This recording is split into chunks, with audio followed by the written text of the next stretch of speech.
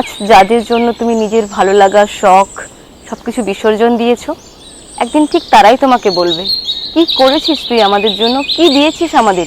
কিছুই তো দিসনি। নিজের সমস্ত কাজ ফেলে একদিন তুমি যাদের সমস্যায় পাশে এসে দাঁড়িয়েছো, ঠিক তারাই তোমায় একদিন বলবে আমার সমস্যা আমি নিজেই মিটিয়ে নিতে পারতাম, তুই না থাকলেও চলতো। যাদের জন্য তুমি সবকিছু ছেড়ে নিজে কষ্টে আছো, তারাই তোমায় একদিন বলবে তুমি স্বার্থপর।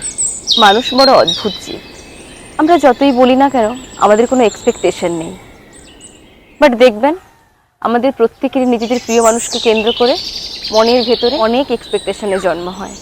আর যখন এই এক্সপেকটেশনগুলো ফুলফিল হয় না, তখন আমরা আবার নতুন করে আঘাতপ্রাপ্ত হই। জীবন খুব রহস্যময়, তাই সময় থাকতে থাকতে নিজেকে শুধরে নিন। ভালো থাকুন, সুস্থ থাকুন।